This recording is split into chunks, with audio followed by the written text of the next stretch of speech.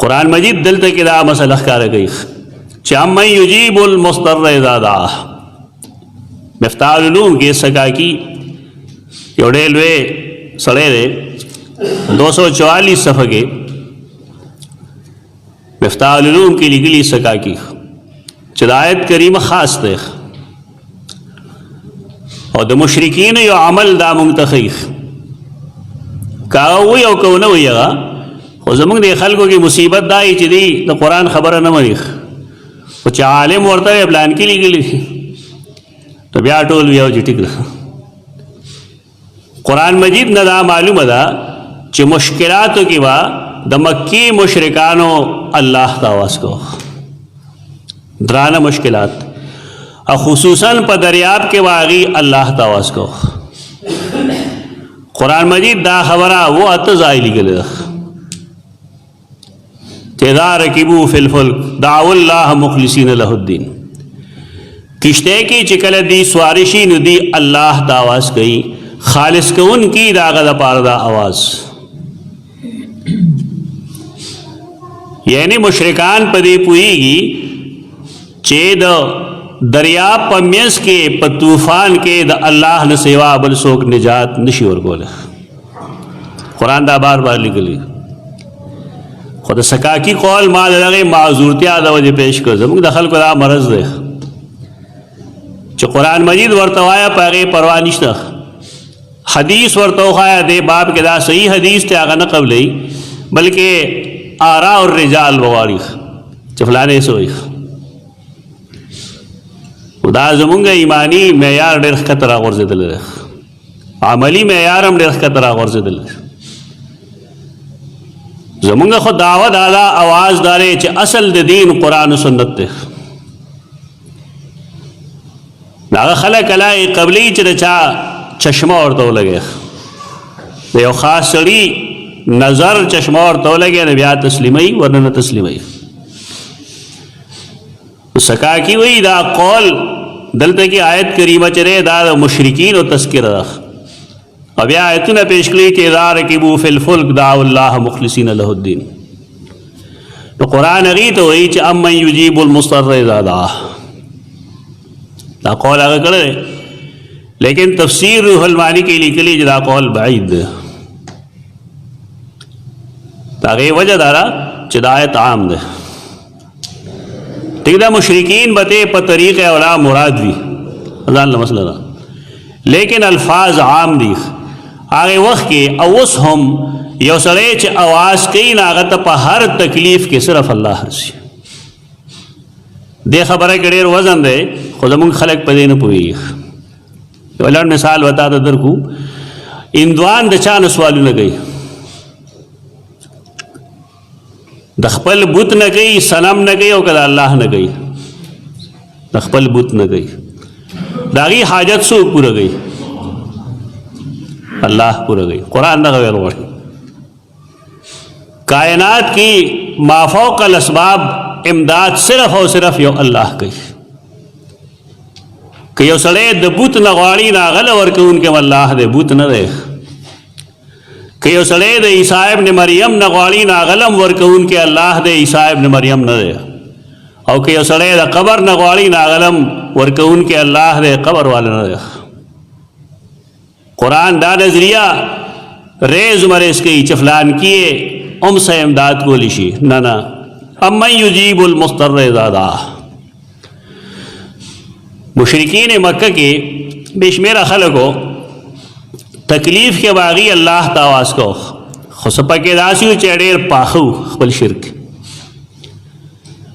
عکرمہ دا ابو جہل زوئے رسول اللہ صلی اللہ علیہ وسلم چکلا مکہ فتح کلا ناغا او تختے دا مکی مکرمین اسلامی نہ قبل والغختل. اللہ رب العزت اسباب پیدا کی دا انسان دا ہدایت کشتے تا چکل آغا سور شو تختے دو حبش تا داغی کشتے گرداب کرالا طوفان کرالا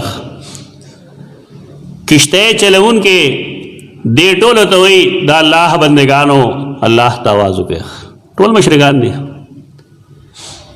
الله ته आवाज وکړي الله ته.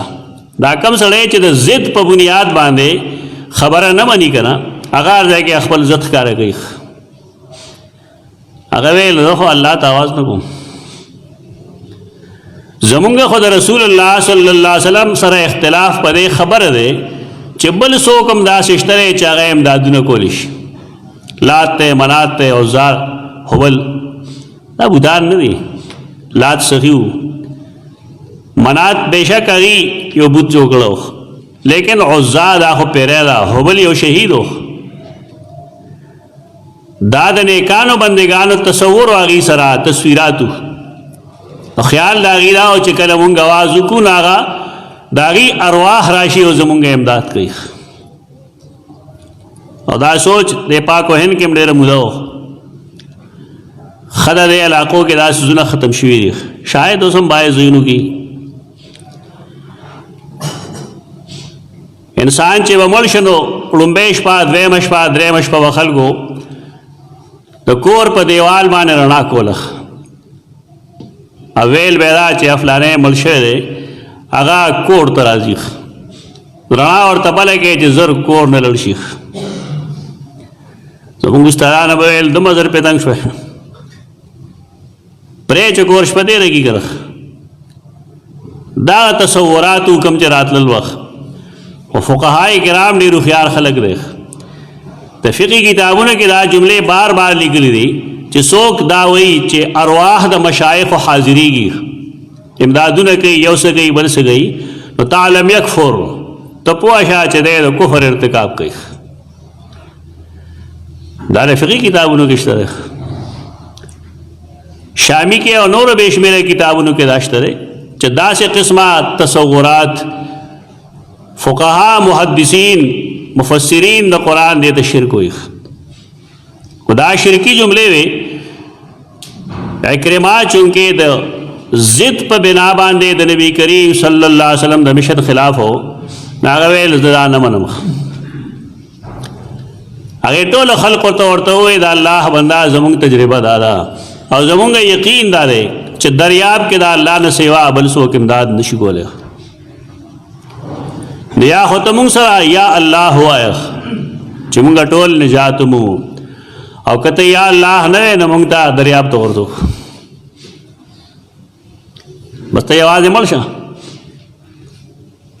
خو خوا یره باندې راغی وایي چې ښه داسې خبره ده ټیک ده زه به اواز کوم خو هغې سره یو بله وعده وکړه. هغه وعده دا وه چې یا الله که تا مونږ سره امداد وکړه مونږ له نجات راکړو نو زما وعده دا ده چې زه به زما او خپلې ډوګې به د رسول الله صلی الله علیه وسلم د قدمونو مخکې ماتوم زم به هلته هغه د شرک په حالت کې دا لوس کړی دی. الله نجات ورکړی دی. اوس مونږ عکرمه نه وایو بلکې عکرمه رضی الله تعالی عنه وایو. یعنی هغه ایمان راوړلی دی عکرمه بن ابي جهل. او رسول الله صلی الله علیه وسلم د داسې خلقو څومره خیال بساتو. نن کې عالم په دې اصول پوهی یو نوی ملګري سره یو نوی کس سره هغه څه خرې وي یو ساتي نو خلک هغه پورې عجیبه عجیبه خبرې تړي. رسول الله صلی الله علیه وسلم فرمایلو چې عکرمه بن ابي جهل روان د اسلام ایمان قبلونکې الله هغه ته وحی کړی خو خبردار تاسو کې دی یو کس د هغه د پلار بد ذکر نه کوي. د اسلام طریقه دغه ده. یو سړی مسلمان شوی دی نو ستا د هغه پلار سره او د هغه ورور سره سویمه ده. مسلمان دی مخلص شوی دی نو که د هغه پلار یا ورور د هغه ښځې د هغه مور هر قسمه برایې کړي دي هغه پیغورونه دله مه ورکوئ. دا د رسول الله صلی الله علیه وسلم اخلاقی تعلیمات دي. کاش چې زمونږ علما دا وپېژني. عوام نه مونږ ګیله نه کوو. عوام بیچارهګانو ته هېڅ پته نه وي. دا مرض زمونږ د علماو دی. هغې خامخا یې خلقو پورې خاندي مذاق اړوئ چې هغې څه نرمه رویه ساتي نو عجیب و غریب خبرې ورپسې کوي.